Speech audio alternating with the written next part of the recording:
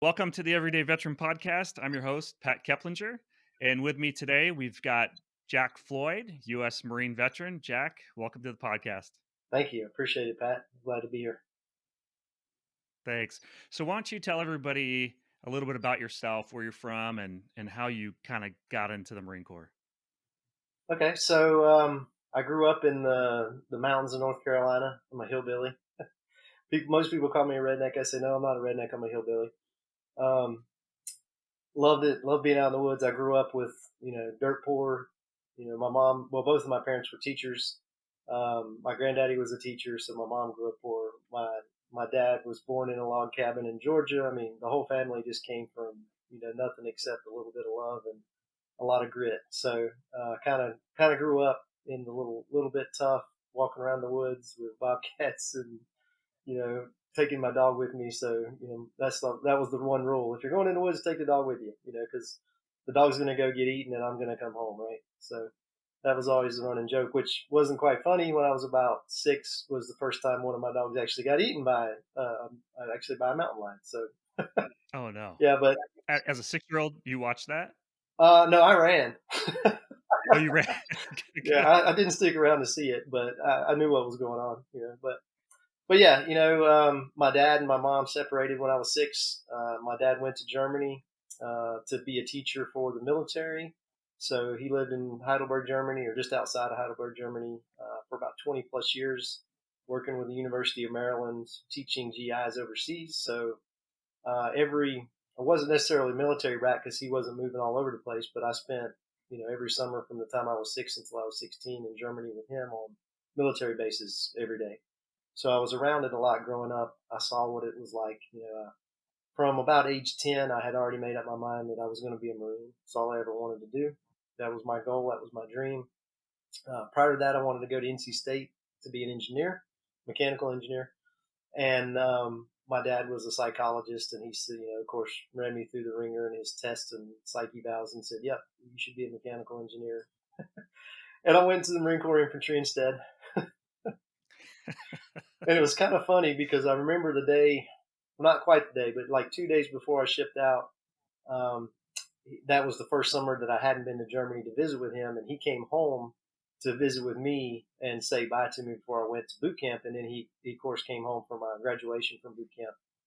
He actually missed my high school graduation because he couldn't come for both. And he said, "Which one would you rather me be at?" And I said, "Oh, I could care less about high school. Come to the Marine Corps graduation." So he did. He was Right at on. my Marine Corps graduation, which was cool. But it was kind of funny because he just had it in his head that I had to have a watch. And I don't wear. I still, the only time I wear a watch now is when I'm running, so I can track my pace and see what how many miles I've ran. And he thought it was just absolute must that I had to watch. So he handed me his watch off his wrists, put it on my wrist, and I still have it. Just a old generic, $8 Timex back in 1995 with the start stop buttons and the stopwatch. No other real time functions. And the first thing that happened when I got off the bus at Paris Island was they took all my things, including my dad's watch, and didn't give it back to me until I graduated. So he had always joked about that because he was so insistent that I have a watch, so I knew what was going on, what time it was, and then, of course, they take everything from you. But yeah, that was just kind of it. I always wanted to be a Marine. I went through ROTC in school and to get promoted to E2 uh, right off the bat, because that was one of the deals. If you had 2 or 3 years of ROTC, then you could get promoted um, day one from joining. And it kind of went from there. I mean, had great friends, great family. I grew up, like I said, poor, but I had a wonderful childhood, no real issues. Yeah, parents were divorced, but I mean, I have a great relationship with my mom still today. I had a great relationship with my dad before he passed away almost 9 years ago now. Mhm. And, no complaints. And I was accepted into colleges. My mom made me stay, toe the line, get straight A's, and, be ready to go to college just in case you change your mind. And when the day came and I walked in the recruiter's office when I was actually 17, the day I turned 17 years old, because that was the earliest I could go sign up. And I said, there's just one thing. I told him, walked in, I said, I want O3 Bravo, which is 2 years security forces, 2 years infantry. and I'm ready to go as soon as you can send me. He goes, what's the catch? I said, you have to convince my mom because I'm only 17. And he was like, cool, let's go. And he literally, when Sergeant Jeffers, I'll never forget, he was a great big giant man, redheaded, temper from, just hothead redhead, right? And he sat at my kitchen table with my mom for 2.5 hours while she grilled him and asked every question she could think of, trying to get him to leave. And after he was literally had his head in his hands like this, sitting on the kitchen table, she looked at me and said, "Is this really what you want to do?" I said, "Yes, ma'am." And she signed the paper, so off I went. How long after that did you ship? I had to wait a year. Well, not quite a year. I had to wait about 8 months About because 8 months. 9 months, something like that, because I hadn't even graduated high school yet. That was between my summer between my junior and senior year. I signed in the delayed entry program, and then I got on Hmm. a plane and went to Germany. And Sergeant Jeffers had a fit because I wasn't there running with him in the delayed entry program and helping him recruit for the summer. Hmm. But yeah, spent a year in the delayed entry. Um, didn't really have any involvement with recruiters, which is funny because I always shunned away from, okay, let's go, try to recruit people or try to be a salesman, and I ended up going into sales after I got out of the Marine Corps anyway. So if you haven't noticed, I have no problem talking. So that, They taught you it well. turns out that was a good fit for me, just being in the sales world. Oh, that's awesome. And you said that you wanted to be a Marine since you were 10 years old. What was it about the Marine Corps that drew you in? Your dad worked with the Army, but what was it about the Marine Corps? Um, I just second best was never good enough. Losing was never an option. If I was extremely competitive. Um, to the point of a hazard. I was always the smallest kid on the field. I mean, today I'm 5'9", 165 pounds. I'm still a pretty little guy, right? But playing football with the linemen in backyard football, and there's always the kid that gets hurt and goes home. I was always the kid that hurt the kid that got sent home. Even though I was the smallest guy on the field, they were always in awe. They were like, "Geez, man, this guy's unbreakable. What are you doing?" So, being the best is what it was. And, there was no doubt in my mind growing up as a kid, being on the Army bases with Marines walking around doing security and other things. A Marine walked down the base, nothing against the Army. They're great guys. I got lots of friends that are Army. I have no issues with any branch of the service. But when a Marine walks down the street on the sidewalk, everybody else moves. And I was like, okay, that's the guy I'm going to be. So it was just kind of sealed the deal. It was, yeah, I got to be the best, so I have to go to the Marine Corps. There's no other option. Hmm. Was boot camp a shock for you? Did you No, have an easy time? How was that? no. I mean, it sucked. Don't get me wrong, but the sand fleas and the mosquitoes were probably the worst part. I was already in great shape. Like I said, I was an athlete. I lettered nine. No, I lettered 13 times in 9 different sports Wow. from my 10th, 11th, and 12th grade years. So I mean, I was in phenomenal shape when I went. So the physical part wasn't that bad. The mental part's another story. It taught me that mindset is everything. And I already had a pretty Hmm. good mindset going in. And I had friends that had graduated high school and gone into the Marine Corps, and I had talked to them and kind of knew, somewhat what to expect. Hmm. So it wasn't a total shock, but I would say maybe exhausting more so than anything. It's the only time in my life I've never had a problem going to sleep. Hmm. We Right. just automatically hit the rack and we're out. That's right. That's right. So what about after boot camp and then the next few years of your enlistment? Tell us a little bit where you went and some experiences. Yeah, so 4 years and 6 months. No, 4 years and 8 months. So June 26, 95 to February 26, 2000. And it was a great experience. I went from Paris Island to I actually did 10 days recruiting duty with my recruiter in my hometown. And then I went to Camp Geiger right there in Jacksonville outside of Camp Lejeune. And I did School of Infantry, 0311. Finished that, and then I went to Chesapeake, Virginia to do Security Forces School, which is another 6 weeks or so. Um, graduated honor graduate there. Got sent to Naval Air Station North Island in Coronado, California, which, if those of you who've never been to California, man, you need to go. We couldn't have asked for a better first duty station. It was pretty awesome. Perfect weather, beautiful place, beaches everywhere, sunshine all the time. Unfortunately, we were guarding special weapons, and the facility's closed now. So there are things that I'm not supposed to talk about, but I don't think there's a whole lot of danger in talking about a few things. So we were guarding special weapons, and crazy hours. Changeover at 3:30 in the morning. You work 3 days, be off 2 days, work a weekend, be off 2 days, work 4 days, be off a weekend, and then the following week we go up to Camp Pendleton and hump 94, for 6 straight days before coming home on Sunday and having a day off and then start the rotation over again. So crazy stuff, but a lot of fun. Got promoted to corporal pretty quickly. I graduated corporal's course, honor graduate, left there with 4949 pros and cons, went to 1st Battalion, 2nd Marines at Camp Lejeune. Well, I was supposed to go to Pendleton, but I went to my first sergeant, who I'd been with for a while, and I asked him, I said, it'd really be nice if I could go to North Carolina, be at Lejeune and be back home. That's where everybody I know is, and that's where the big fleet is. That's what I wanted. If you're a grunt, you need to be in Camp Lejeune. And he agreed, and he came walking out about a week later and goes, "Hey, Floyd, come here. I just want to let you know I had to tell a little white lie to get you at Camp Lejeune, but you're going." He said, "I had to tell them that your dad and your granddad and your great-granddad all served in 8th Marines, so you had to serve there too." He goes, "So if anybody asks, that's the story."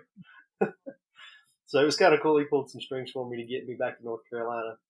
So I went to 1st Battalion, 2nd Marines. I was supposed to go to 8th Marines, had orders for 8th Marines, and I got there, and of course they had changed. I had like a 28-day leave because I hadn't had a single day of vacation in 2 years, at that point. And drove across country to give me 28 days to live. It was like 14 days leave and 10 days travel, or 15, 16, 18, whatever it was. 25, 28 days, somewhere in there total to travel and vacation too. So I got to come home and see the family and hang out and then go report for duty. And I literally got so out of my shell and in my comfort zone that as I'm walking in to the headquarters building at 1st Battalion, 2nd Marines, this sergeant, and I'm a corporal, the sergeant on the 3rd deck, East Wing, starts yelling, "Hey, Corporal, hey, yeah, I'm talking to you." And he says a lot more things than that, but I won't repeat them here. But he just starts chewing my butt up and down and yelling at me, "You better lock your body. Don't make me come down there." So I'm standing at attention. I haven't even thinking about it. I'm walking in, and my alpha's carrying a Coke and drinking it while I'm walking down the street, which, of course, you don't do in uniform, which sounds ridiculous. And I realized, oh, yeah, I'm back at work. I can't do At this least you weren't wearing anymore. flip-flops. Yeah, at least I wasn't right. But I checked in, and of course, I had 4949 pros and cons because I had just graduated corporal's course a couple months before, and I go in, and the sergeant major of the actually he was a first sergeant who had just been frocked, Sergeant Major. All right, so and he happened to be headquarters Sergeant Major. So not the company or not the battalion sergeant major, but the company sergeant major, which is you don't have a company sergeant major. It's usually a first sergeant, but he was still there. He hadn't been reassigned yet. So here comes this sergeant major, first person I meet face to face, and he takes my SRB out of my arms and starts reading it as we're walking down the hall, and he's asking me questions, and he's like, "This is BS." And he throws the SRB on the ground. He says, "Nobody gets 494. What did you do to get that?" I'm like, "You're right, Sergeant Major. I don't deserve it." The whole 9 yards, of course, agreeing with him. And so, well, it was a one-time thing. I was honor graduate, so I think my platoon commander was trying to be nice and send me to my new unit with a good recommendation. He was like, and he's like kicking the SRB down the hallway as we're walking. Of course, I'm like, "Oh, this is going to be fun." So they signed me to Charlie Company. oh man, what was his name? Gunny. Well, I can't remember his last name, but they told me to go report to Gunny at Charlie Company, and I'm standing in Charlie Company's office talking to the Gunny, and he's telling me I'm going to be the new platoon sergeant for second platoon or whatever, and Sergeant Major comes walking through the door. Hey Gunny, forget it, he's mine. And it was Gunny Brown, and Gunny's like, no, he's not. He's arguing with, so he's like, no, it's already done deal, it's already signed. He's come with me. So I go with him. He puts me in charge of the armory, and I'm like, what am I going to do in an armory? I told him, I said, sorry. He's like, you want to work in armory for me? I said, no, Sergeant Major. I want to go to my infantry. And he goes, wrong answer. Come with me. And I'm like, great, okay. So he sticks me in the armory, and that turns out to be a pretty good deal because I ended up going to Salwick. I got promoted to sergeant about 6 months later. I was a sergeant in just right at 3 years, which is pretty good in the infantry because you don't get promoted quite that fast because it's so overloaded, or at least it was back then. Your composite scores were through the roof to get promoted, but I was lucky enough to be in the right place at all the right times and have the right scores, and I got promoted to sergeant. Um, Ended up in charge of this armory for the battalion, and I had a staff sergeant in there that was just old school and was never going to get promoted and didn't care about anything and was very unorganized. But the guy was a wizard when it came to working on weapons, and just he could fix anything. And he and I became fast friends. And I handled the business side, and he handled the mechanics, and it worked out well. And we did good. And I spent a lot of time on the range doing what I love. I mean, I was spent right after, I hadn't thought about that, 6 months after I got to Naval Air Station North Island, they sent me to CQB school. So close quarters battle. And so I was on the CQB team for about a year and a half, which was, I loved. Two things that, and I told you this earlier, but two things that are always been natural to me. A lot of things don't make sense to me, but you can put a computer in one hand and a gun in the other, and I could just play. They made sense, so I was ready to go. So they put me on the CQB team. I actually went to, when I went through the course, I actually broke the record, the range record, from one of the instructors held it at the time, and he was all upset because I broke his record. But I shot like a 396 out of a possible 400. Wow. He was not happy. I did hear that he broke it later with like a 398. So I'm sure he stayed on the range a lot and practiced, but it was funny He was going to because get you. I was a Lance Corporal then, and actually went through CQB with Lieutenant Colonel Beekman. He was, I don't know what he ended up as.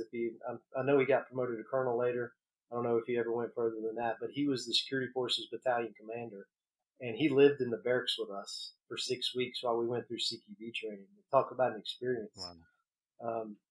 He had to turn a blind eye a lot of times, so he could have plausible deniability. But it was pretty cool. We had a blast. It was good times. Met a lot of good people, made a lot of good friends. Deployed to Okinawa, deployed to to Scotland. Really, I mean, we went all over the place for years, and I mean, I think I ended up at like something like 36 different countries in 4.5 years, and all four Marine divisions at one time or another. The fourth one being the reserve, of course, when I got in, well, in the delayed entry, and then when I got out too, I was still on inactive reserve. When I got out, it was pretty tough. I had gotten married. I had my last deployment was a month after my first daughter was born, and I didn't see her for another 6 months. So, well, that's not true. I did see her. My stepdad passed away, so I came home for like 3 days from deployment to go to his funeral and be with my mom. So I got to see my wife and my kid then for a couple of days, and then I went back. My mom always said that was his last gift to me, was to come home and see my kid and my family. So it was nice.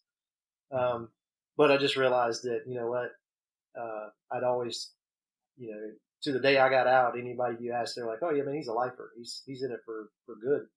And when I told them I wasn't re-enlisting, everybody was like, "What?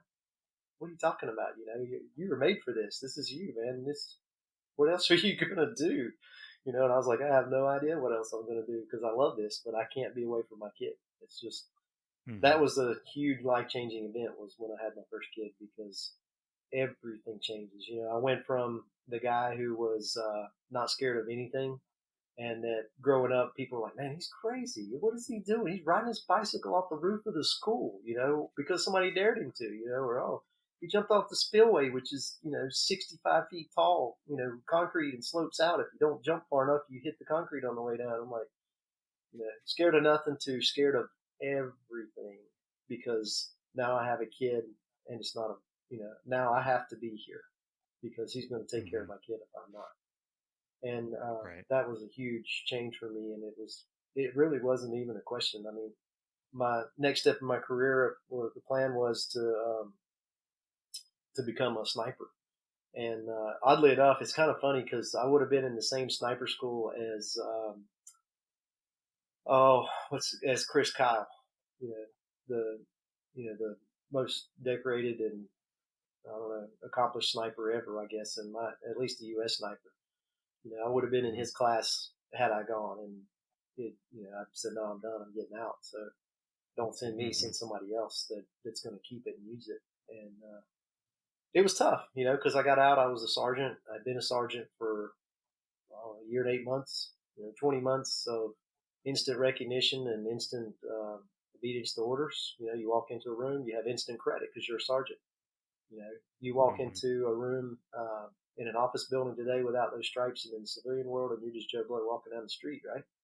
That's a huge, huge change, and was a pretty big shock to me. Um, I Hmm. didn't think it was going to be that hard, but it was. It was pretty difficult, and then um, I went to school, started college, went to work for my wife's family business, which was heating and air conditioning, which I realized pretty early on this is not what I wanted to do with my life was crawling under people's houses. So I was did residential heating and air for about a year and a half, 2 years, and then we separated. Um, I finished school. I went to work for an electrician doing commercial work instead of residential work, and quickly learned that hey, the commercial place is where it's at. That's what I need to be in, and I just happened to be sitting on the job site that I just finished wiring and running conduit and everything, and I was new it. I knew nothing about electricity, and my boss had put me with his son, who was the foreman, to do this controls project. So we're pulling low voltage wiring and wiring up PLCs and all these things with lights and everything and machines that are out in a plant. And he shows up, the boss shows up on the last day and says, where's Joey at? I'm like, I don't know, man. He didn't show up. He was known for doing that. He just didn't show up. If he didn't show up, you just went to work and did what you were supposed to. So I did the job by myself, and he goes, "Man, the programmer's going to be here in an hour. This has got to be done." I said, "It's done. Look at the prints. It's just like the prints." And he's like, "You did it already?" And I said, "Yeah." So the programmer walks in and he sets his laptop and opens it and plugs the cable in and hits enter, and the whole line just starts moving and doing its thing. And I was like, "That is awesome." And the boss looked at me and goes, "You're my new controls guy." And I said, "Screw you. I want to do what he does." So I actually got an in at a company that Carrier owned but was not Carrier, so I could be under their umbrella, and knowing that I was going to go to Charlotte and transfer to work for Carrier directly in their controls division, and that's how I got into doing building automation and energy management, which is what I do today. Hmm. So I Hmm. know that was a lot. No, that's awesome. So when you were transitioning out of the Marine Corps, I know it was kind of that your family was really pulling you and helped you make that decision. But what did the Marine Corps do to help you transition? Did you go through a transition class? They teach you how to network, write a resume, stuff like that, or what did that look like? I remember that very, very well. And it was a gunnery sergeant teaching the class. I forget what it's called, but it's your exit class. It's like a 2 day class or 2 4-hour days or something. It's 8 hours total, I think. And it's amazing how vivid these memories are because I've been out for so long. It's been almost 22 years since I got out. But yeah, I remember this guy, and here I am, sergeant, sitting in the class, and most of the peers that are going through the class are like lance corporals or privates that are getting out because they're been busted so many times they're not allowed to reenlist. And the the gunny says, "Is there anybody in here that's solid qual?"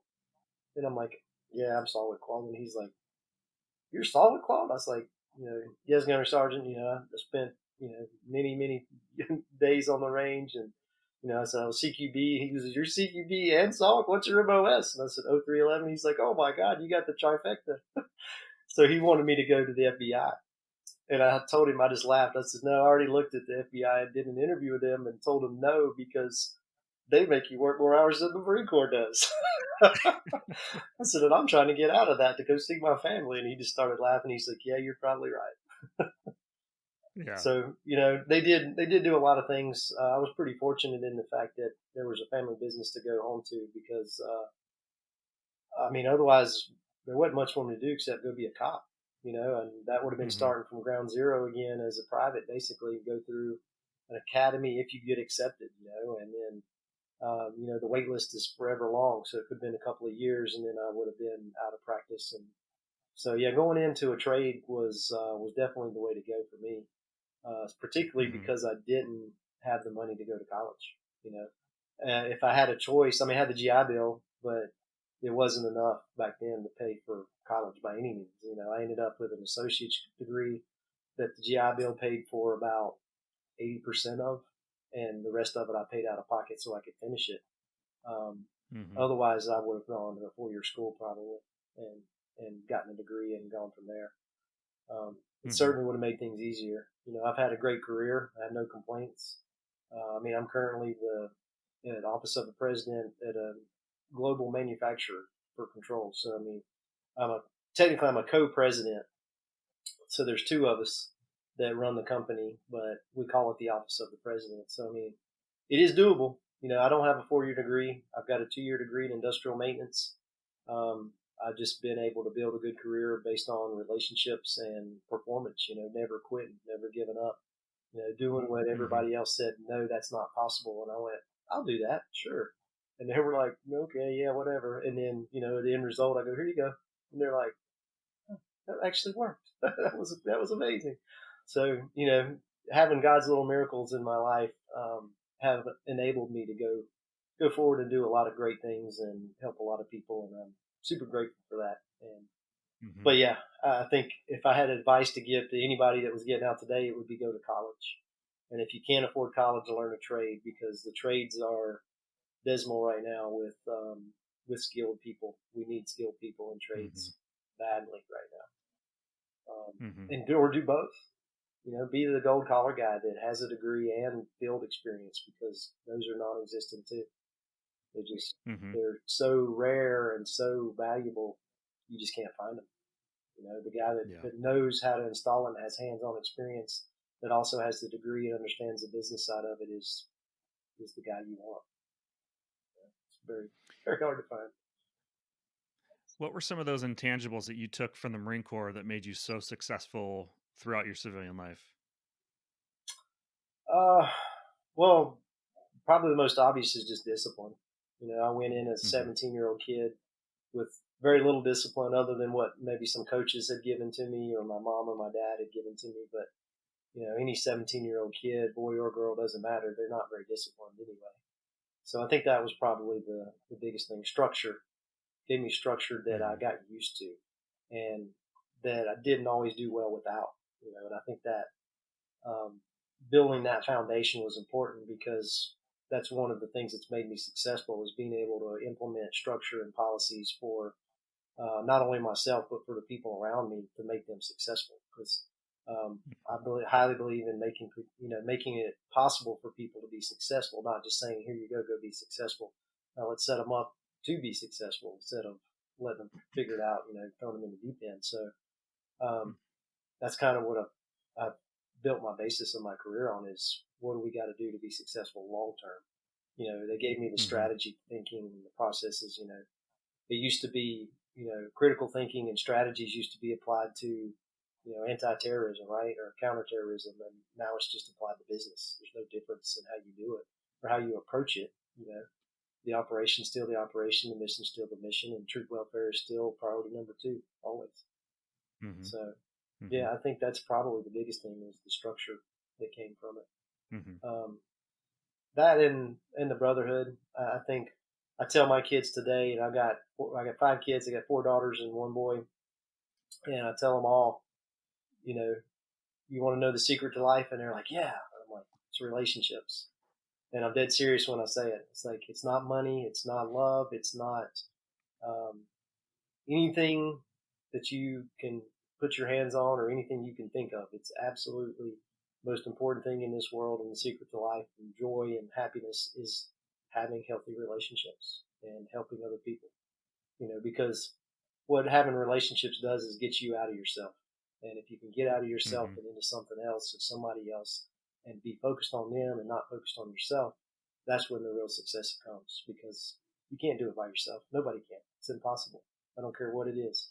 Yeah, okay, I can pick up this object with my hand by myself, but that's like I said, it's not something that you can touch. A relationship and building those relationships and on healthy foundations and genuine love and respect.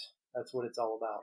Yeah. Is Man, that's such a great lesson that you taught those your kids, and it's so important for veterans to remember that, right? I mean, you talked about being in that brotherhood yeah, and brotherhood sisterhood, and then now you leave the military and you're on an island. yeah.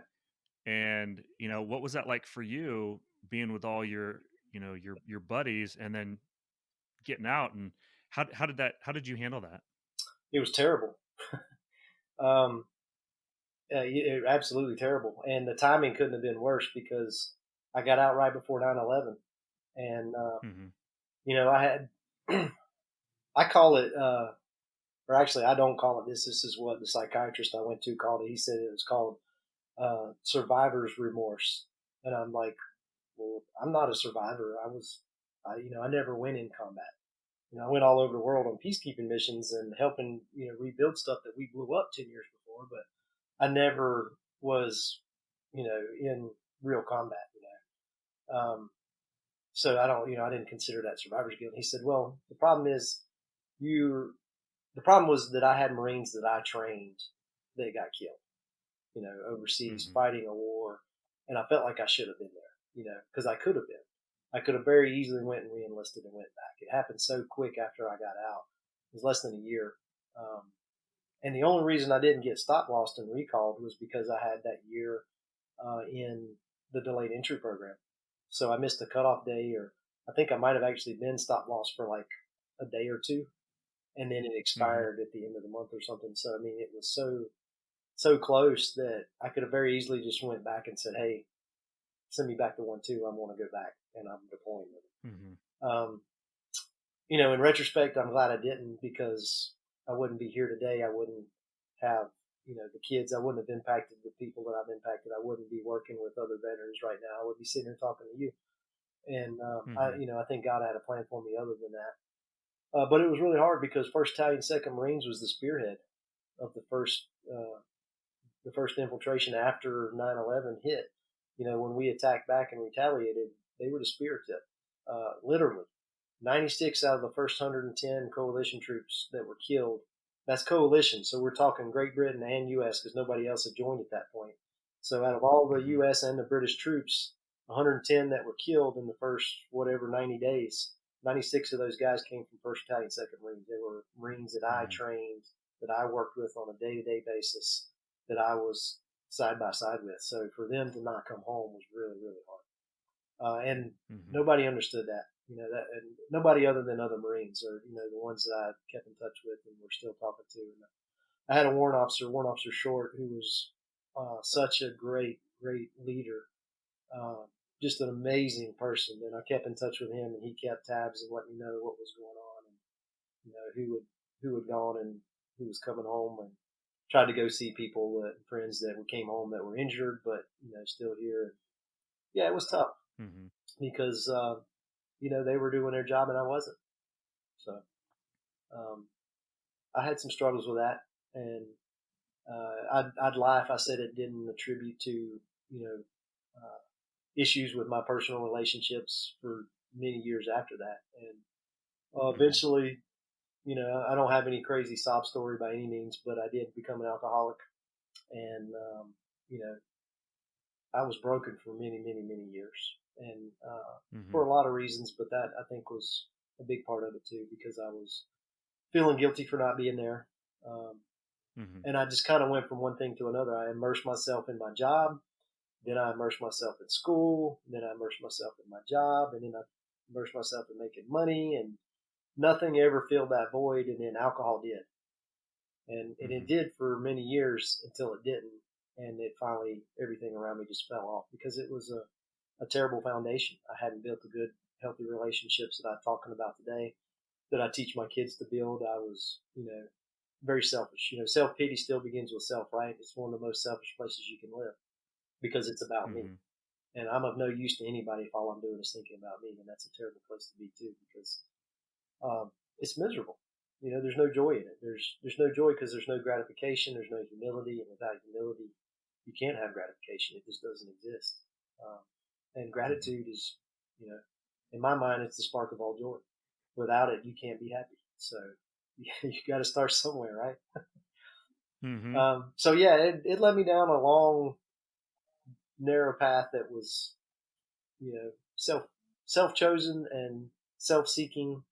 My intentions were always good, but they were always still selfish motives. That was what it all boiled down Mhm. to. So Mhm. I don't know, almost be 4 years in February, I got sober and cleaned up my act, and Right on. I've been sober. I haven't had any relapses. I haven't even had the urge to drink. No desire whatsoever. God has removed it from me, and I'm trying to be a better person. I'm trying to help others. I'm trying to stay focused on everybody but me.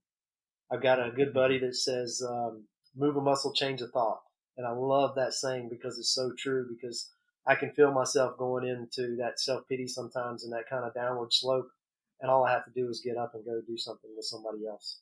I can get up. It can be as simple as going and emptying a dishwasher for my wife.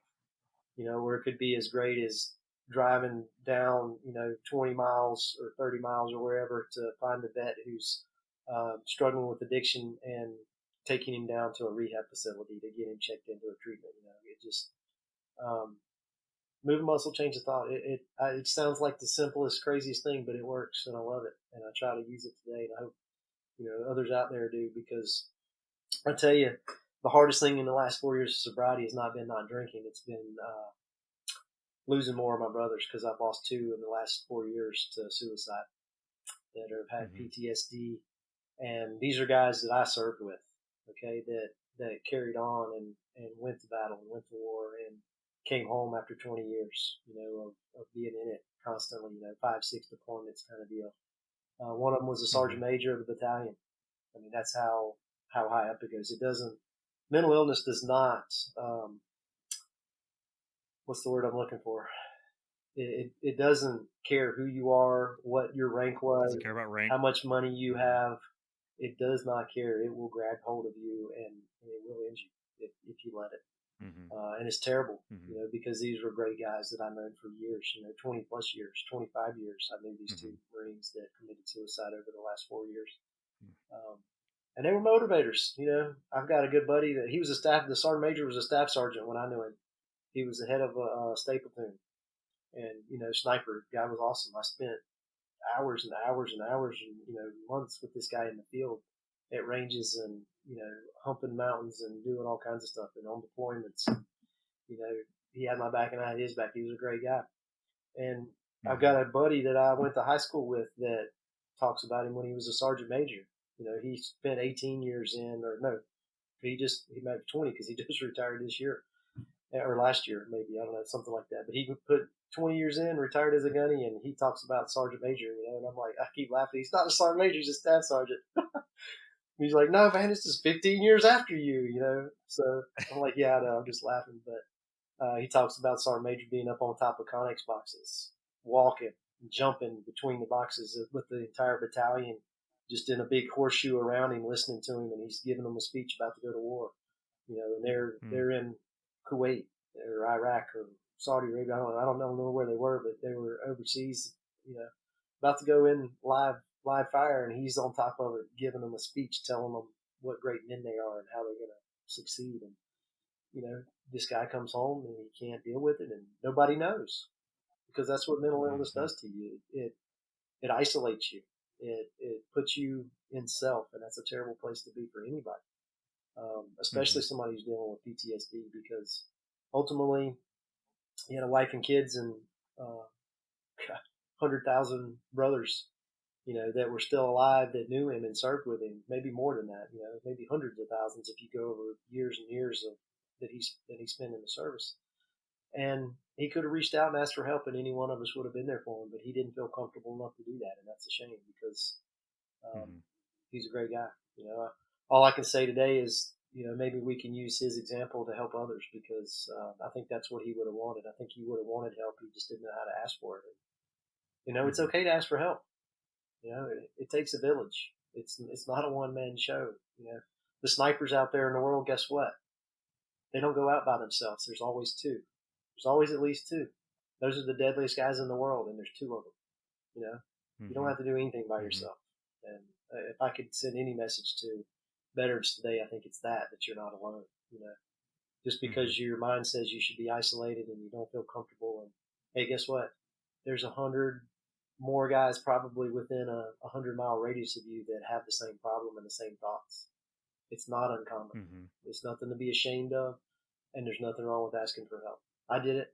I got help, and I live a wonderful life today. I'm happiest I've Mm-hmm. ever been. I'm in the best physical shape I've been since I was in the Marine Corps, and I'm, you know, happy, joyous, and free, and I have a wonderful family to show for it. So, Mm-hmm. yeah. Mm-hmm. So, what do you think it is that makes us feel so secluded that we don't want to just pick up a phone and call our buddy, or we don't want to ask for help? Is it because we're afraid of what others will think of it? What are your thoughts on that? My personal experience is it's admitting defeat, and that's not bred in us. It's not bred in Mm-hmm. any branch of the service. It's not bred in humankind, especially Mm-hmm. our society. The U.S. Failure is not an option. It's just something that is not acceptable, or it hasn't been acceptable in the past. Um, and that's that's step one to fix any problem, is admitting there is one. Right? If we Right. can make that step, then we can fix it. We can find a solution to it. But it's just so hard to make that step and actually admit that yes, there's a problem. No, I'm okay. I'm okay. No, you're not. It's okay. It's okay to say I'm not okay. It's not a failure. Mm-hmm. It's a failure if you don't ask for help, because ultimately, whether you survive it or not, it's going to be done way less efficient, way less productive, and than if you ask for help. Because what you end up with is, again, in self, and nobody needs to be alone. Nobody really truly wants to be alone. I don't believe. The ones Mm-hmm. that tell you that are lying, because they think they can do it all. Either ego says I'm too big to ask for help, or self pity says if I ask for it, I'm a failure. That's the two opposite ends of the spectrum, right? I call it getting back to par. I want to get back to par, because if I stay at par, I'm okay, because it means I'm focused on somebody else and I'm helping somebody else and I'm getting help when I need help. If I'm if I'm above par, then I'm in my ego and I'm pride, and I'm not asking for help, and I'm not helping anybody because I'm too good for that. If I'm below par, then I'm in self pity and ego once again, just pride in reverse, and I'm of no use to anybody, because what I'm probably doing in that scenario is dragging people down, trying to make them feel pity. Misery loves company, right? Mm-hmm. Right. So Right. yeah, I call it staying at par, and that's where I try to live at. And I don't keep it there all the time, but that's where I try to stay at, if at all possible. Mm-hmm. And I love that what you said. Move a muscle, change a thought, and that's so true. And it's we can just get stuck in that. Being right side or left Yeah, side, and just get stuck, and then it's like you just have to move.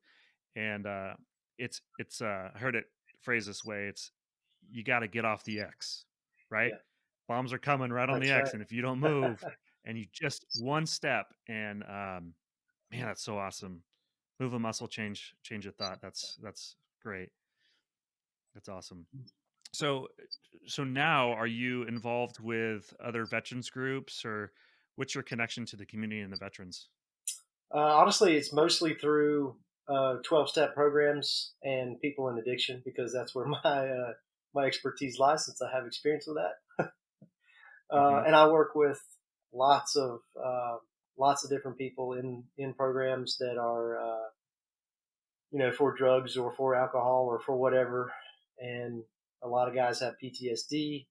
And when you're in a 12-step program, you're supposed to have a sponsor, and it's hard to sponsor somebody with PTSD if you don't at least have some kind of understanding of what they went through.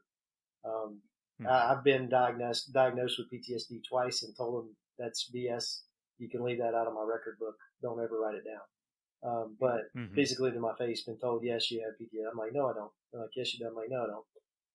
It can manifest in many ways. A car wreck can give you PTSD. The loss of Hmm. a loved one here, not in battle, be can give somebody PTSD. So a traumatic event is basically what it is. And if I had to go Right. back and look at it and say, have I been through traumatic events in my life? Absolutely. I've been through several in my life, and that's okay because it's given me the strength and the experience to deal with veterans that are having the same issues right now. So yeah, I do work with them. I sponsor several vets. Matter of fact, I think all of my sponsors right now, except for one, is a vet.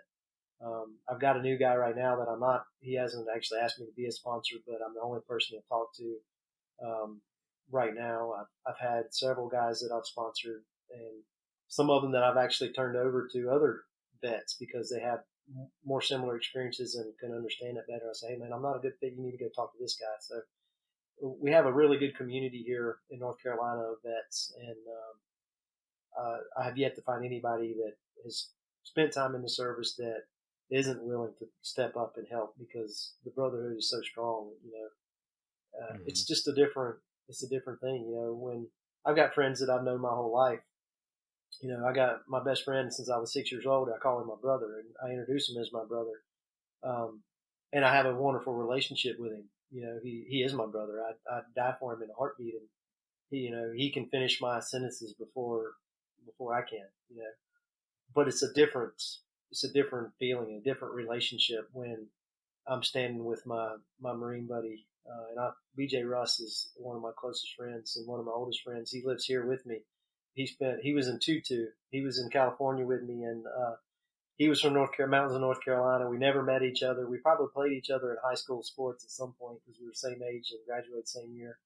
We both ended up at Coronado and spent 2 years together there. And then we both ended up at Second Marines in Camp Lejeune, right across the quad from each other.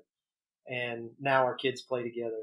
And my wife has actually taught both of his kids. And, he's my oldest and dearest friend and closest friend as far as anybody that I keep up with on a regular Hmm. basis. And the the fellowship and the brotherhood that I had with him because he was willing to stand beside me and say, hey, I'm going to take a bullet for you. Will you take one for me? And I was able to say the same to him. It's just different. Hmm. I don't know how to explain it, but it's different. It's not something I've Hmm. experienced anywhere else in the world or in my life and all the things that I've done. And it's amazing because there's never been a time where I've called any one of those guys and said I need help that they haven't said I'm on my way. Not all right, man. Yeah, can I be there Tuesday? No, it's I'm on my way, coming right now. Hmm. I'll meet you here. So it's just a different thing. When they say it's a brotherhood, I don't really think it does justice because I don't think you can put a word to it. Hmm. So Hmm. It's that instant trust. It's the knowing that that person's gonna be behind you no matter what. Like you said, take a bullet, and it's really interesting. Going through boot camp and through the Marine Corps, and I can only speak to the Marine Corps, is going through that training, that shared misery, right? yeah, But without a doubt, that guy or that gal that's is gonna give their life for you, and I've talked to so many vets, and that is more common that I've heard in the Marine Corps than any other service. It might be because we're the smallest service, and the way we're trained and the mentality that we have, but um, yeah, it's you can't really describe what that's like, and I know that, like, the worst 10% of the Marine Corps, Oh yeah, those that 10% is still head and shoulders above a lot of the others, right? And I know that if I see another person with a Marine Corps hat on or an emblem on their car, I know. yeah, Like, I don't have to worry about it, And it's hard to put that into words and describe it, so yeah. I wouldn't have done this interview until I saw you were a Marine, and I was like, oh okay, it's cool. right on. I'm like, yeah, no problem. Yeah. It's awesome. I have another good buddy who, he just doesn't like people, and, he, uh, he's in kind of close to me, where I live, and I saw the EGA on his car, and I just went up, started talking to him, and he's like, "Oh, you're a Marine," and then, just became good friends, and it's just so funny. He's like, "I don't trust anybody. I don't like to talk to anybody unless Yeah, they're a the Marine." Marines. So Yeah, they get me. So yeah, yeah. that's I meet them awesome. all the time. It's great. I coach one of my daughter's soccer teams, and I was at a game 2 nights ago, and the coach on the opposing side, you know, they're always nice and respectful, but no coach ever wants to talk to the other coach, and I'm of course the guy that talks to everybody. So I'm always trying to strike up conversations with the other coaches, and they're like, "Why is this guy talking to me? Leave me alone."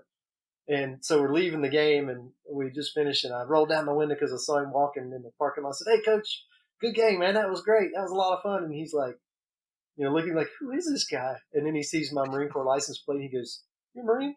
I was like, "Yeah." He goes, "Me too." And we were instant. Stood there and talked for Yep. another 45 minutes. Yeah, it's the instant credibility I was talking about before that you just don't get anywhere else. But you Hmm. still get it in, Hmm. when you meet another Marine, it's instant credibility. It's like, oh, okay, yeah, this Yeah. guy's he's okay, or this guy's he's all right. Yeah, And you put your experience with, not only the Marine Corps experience, but your life experience with addiction and being able to be there now for those young veterans and Marines, or old, right, sure. that are dealing with that, and you're just in the perfect place. And it's such an awesome gift to be able to do that, to touch their heart and to just to be there and listen, right? Yeah, it's been a blessing, truly. Hmm. Um, I don't know how to explain it, but to say that God led me here, and I'm glad He did because um, I'm in a really good place to be able to help somebody else, and then look back at my life, 15, 20 years ago, and be like, what was I doing? You know, but Hmm. God has a plan always. So we just don't always know what it is until we get there, That's right? right. Matter of That's right. fact, my buddy I was telling you about before, what did he text me? I texted him this morning and said to tell him happy birthday, and this is what he wrote back. He says, "Oh, what did he say? Yeah, he said, thank you, sir. I hope that everything is going great your way." And I texted back. I said, it's going the way God intended. Whether or not I think it's great is yet to be determined. Hope you and Beth are doing better, are doing great, brother." And he responds, "The way God intended, indeed, is the only way I'd want it to be." So yeah, Very true. it's out of our hands, and Yeah. when I finally let go of control and quit trying to manipulate everything in my life, the world got a whole lot happier, in more ways than one. Hmm. Hmm. Yeah. So, what are some parting shots and advice that you would have for the young veterans out there, or even getting ready to become a veteran or their families? What's that advice you have for them? So people who are getting ready to go in, um, I think I would just say number one, thank you, because it's not for everybody, and for those that are not going, not to worry about it because there's plenty of us out there that are handling that. You need to go handle what God put you on earth for. Um, but the ones that are getting ready to go, I think I would tell them to enjoy it. Probably the biggest regret I have, and I don't really have any regrets. I mean, but if I had to pick one thing, I would say that I just took myself too seriously too long, and Hmm. enjoy where enjoy that fourth dimension. Enjoy being in the moment because they go quick. So um, Hmm. yeah, I tell my kids every time they leave the house, and I've got They're all grown but one. I've got a 20, 21, 22, 20, no, 30 now, and 9-year-old. So I got my 9-year-old at home. Everybody else is gone and graduate. I just had one graduate college. I got another one that graduates college in December, and then another one graduates next May. Um, it's crazy, but I always still tell them the same thing. I say, make good memories, make good decisions, and come home safe. And I think I would tell that to Hmm. anybody that's getting ready to go into service too: is make good memories, Hmm. make good decisions, and come home safe. Awesome, awesome advice, Jack. I appreciate it. Um, you've got a lot of wisdom and a lot of Yeah, a huge heart to be able to help I you appreciate know that. your brothers and sisters. Yeah, yeah. So I again I appreciate your time. Um, I'm gonna take that, move a muscle, change a thought. That's amazing. Yeah, I love And so put it on a t-shirt, put it on the car it. because it's awesome. Yeah, I can't claim it. A Yeah, buddy of mine tells it to me all the time, and I love it. So yeah, yeah. it's a great Great saying. advice. Love Great advice. it. Well, thanks so much for being here tonight. Really appreciate your Oh, time. thank you for doing it. Um, I think what you're doing is an amazing thing, and I wish you all the best in doing it, and just keep reaching out because what a gap there is, as you started talking in the beginning, that there's an information gap there, and there absolutely is. So good for you for trying to mhm, fill it. mhm. Thank you. Well, simplify, brother. I appreciate it. Simplify. Thank you. All right. Take care.